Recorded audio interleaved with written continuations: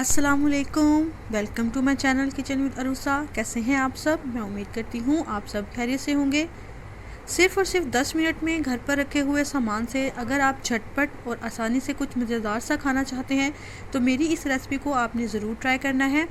आज बनाएंगे ब्रेड और आलू से बेहद करारा और कुरकुरा और मज़ेदार सा स्नैक। इंशाल्लाह बच्चे तो क्या, बड़े भी इसे बहुत शौक़ से खाएँगे।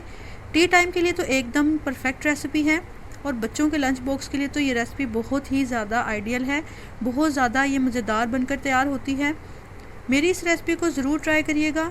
अभी तक अगर आपने मेरे चैनल को सब्सक्राइब नहीं किया तो प्लीज़ मेरे चैनल को लाइक, शेयर और सब्सक्राइब ज़रूर कीजिएगा। बेल आइकन को ज़रूर प्रेस किया करें ताकि मेरी आने वाली हर नई रेसिपी का नोटिफिकेशन आप तक ज़रूर पहुँचे। चलिए ये मज़ेदार सा स्नैक बनाना स्टार्ट करते हैं। इसके लिए सबसे पहले मैंने आधा किलो आलू लिए हैं। आलू को अच्छे तरीके से बॉईल करके इनके छिलके रिमूव कर लेंगे। इसके बाद इसको एक ग्रेटर की मदद से अच्छे तरीके से इसको ग्रेट कर लेंगे। ग्रेट करने से इसके अंदर छोटी जो गुठलियाँ रह जाती हैं वो बिल्कुल भी नहीं रहेंगे, क्योंकि हमने इसका एक बहुत ही स्मूथ सा एक बैटर रेडी करना है। आप देख रहे हैं कि तमाम आलूओं को मैंने अच्छे तरीके से ग्रेट कर लिया है। अब इसको मज़ेदार और चटपटा करने के लिए इसमें कुछ मसाले शामिल करेंगे। एक अदद प्याज को बारीक चॉप कर इसमें शामिल करेंगे। 2 से 3 हरी मिर्चें बारीक काट कर इसमें शामिल करेंगे। इसके बाद इसमें मुट्ठी भरकर धनिया शामिल करेंगे, जिससे बहुत ज़्यादा इसकी मज़ेदार सी लुक आएगी। धनिया के बगैर तो हर रेसिपी अधूरी लगती है। अब इसमें आधा चम्मच नमक शामिल करेंगे। नमक आप इसमें अपने टेस्ट के मुताबिक कम या ज़्यादा कर सकते हैं। 1/4 चम्मच इसमें हल्दी पाउडर शामिल करेंगे। 1/4 चम्मच ही इसके अंदर गरम मसाला पाउडर शामिल करेंगे। 1/4 चम्मच इसमें धनिया पाउडर शामिल करेंगे और आधा चम्मच इसमें सुरख मिर्च पाउडर शामिल करेंगे। 2 चम्मच इसमें चिली सॉस शामिल करेंगे और 3 से 4 चम्मच इसमें मेयोनीज शामिल करेंगे। मेयोनीज शामिल करने से फिलिंग जो है बहुत ज़्यादा क्रीमी और मज़ेदार हो जाएगी। अगर आपके पास चीज़ है तो फिर तो क्या ही बात है, बहुत ज़्यादा इसका जायका दुबाला हो जाएगा। मेयोनीज़ हर घर में इजीली अवेलेबल होता है, इसलिए मैंने इसमें मेयोनीज शामिल किया है। तमाम चीज़ें शामिल करने के बाद अच्छे तरीके से फिलिंग को मिक्स कर लेंगे। अब यहाँ पर इसके लिए हमने मैदे का जो बैटर रेडी करना है वो रेडी करते हैं।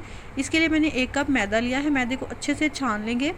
1/4 चम्मच इसमें सुरख मिर्च पाउडर शामिल करेंगे। नमक आप अपने टेस्ट के मुताबिक शामिल करेंगे और इसको कलर देने के लिए इसमें मैंने थोड़ा सा हल्दी पाउडर शामिल किया है। तमाम चीज़ें शामिल करने के बाद इसमें पानी जो है वो थोड़ा थोड़ा करके शामिल करेंगे ताकि इसमें लम्स जो है वो बिल्कुल भी ना रहें। आप देख रहे हैं कि हमने इसी किस तरह से एक रनी सी कंसिस्टेंसी वाला बैटर बना लेना है। बहुत ज़्यादा इसको थिक नहीं रखेंगे। अब यहाँ पर देखें कि बैटर जो है वो हमारा बनकर तैयार है।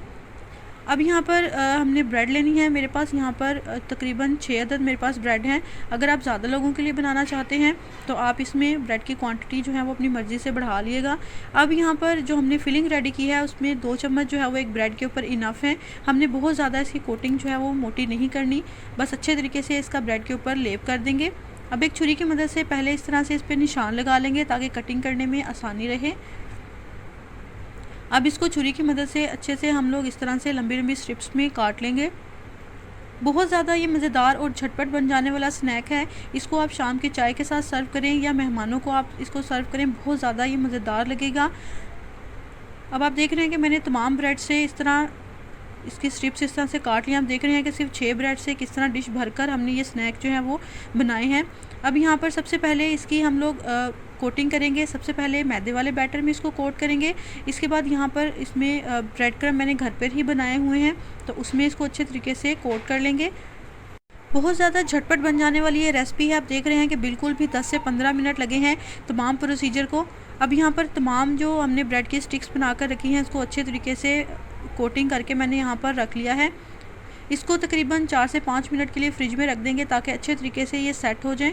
अब इसको फ्राई करेंगे। यहाँ पर मैंने ऑयल को अच्छे तरीके से गर्म कर लिया है। इसको फ्राई करने के लिए हमने आंच जो है वो बिल्कुल भी मीडियम से स्लो नहीं रखनी, हमने इसको मीडियम से हाई फ्लेम के ऊपर फ्राई करना है, क्योंकि हर चीज़ जो है वो इसमें पकी हुई है। बस हमने इसको गोल्डन कलर आने तक ही पकाना है। अगर हम इसको मीडियम आंच पर पकाएंगे तो ऑयल जो है वो ब्रेड सारा अब्जॉर्ब कर लेगी।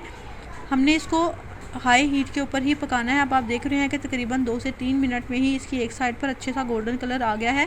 तो चम्मच की मदद से इसका हम साइड जो है वो चेंज कर देंगे। तकरीबन 4 से 5 मिनट लगेंगे इसको फ्राइंग करने के लिए और बहुत प्यारा सा खूबसूरत सा कलर आने तक हमने इसको फ्राई करना है। अब आप देख रहे हैं कि इसकी दोनों साइड पे अच्छे से गोल्डन कलर आ गया है। अब इसको निकाल लेंगे और बाकी जितनी भी हमारी स्टिक्स हैं इनको अच्छे तरीके से इसी तरह से गोल्डन कलर आने तक हमने फ्राई कर लेना है। आप देख रहे हैं कितनी झटपट तरीके से ये बनकर तैयार हो गई है और खाने में तो इतने ज़्यादा मज़ेदार लगते हैं कि आप हैरान रह जाएंगे कि इतनी मज़ेदार रेसिपी जो है वो किस तरह से झटपट तैयार हो जाती है। इसको आप लोग मेयो और चिली सॉस के डिप के साथ सर्व करें, बहुत ज़्यादा ये मज़ेदार लगती है। आप देख रहे हैं कितनी ज़्यादा इसकी अच्छी लुक आई है। इसको मैं आपको एक तोड़ कर भी दिखाती हूँ कि अंदर से कितनी ज़्यादा मज़ेदार है। और आप अगर सोच रहे हैं कि ब्रेड वाला जो कोई भी स्नैक होता है बहुत ज़्यादा ऑयली होता है, तो बिल्कुल भी ऐसा नहीं है। आप देख रहे हैं कि ब्रेड जो है वो अंदर से बिल्कुल वाइट की वाइट है, कोई भी ऑयल जो है वो इसमें ऑब्जॉर्व जो है नहीं हुआ। बहुत ज़्यादा ऊपर से क्रिस्पी है और अंदर से बहुत ज़्यादा ये सॉफ्ट है। आप ये रेसिपी अपनी दावतों के स्टार्टर में बनाएं या फिर बच्चों की बर्थडे पार्टी में इसको बना कर दें, बहुत ज़्यादा ये सबको पसंद आएगी। इसको ज़रूर ट्राई करिएगा। अगर आपको मेरी रेसिपी पसंद आए तो इसको अपने फ्रेंड्स और फैमिली मेम्बर्स के साथ ज़रूर शेयर कीजिएगा। अभी तक अगर आपने मेरा चैनल सब्सक्राइब नहीं किया तो प्लीज़ मेरे चैनल को लाइक शेयर और सब्सक्राइब ज़रूर कीजिएगा।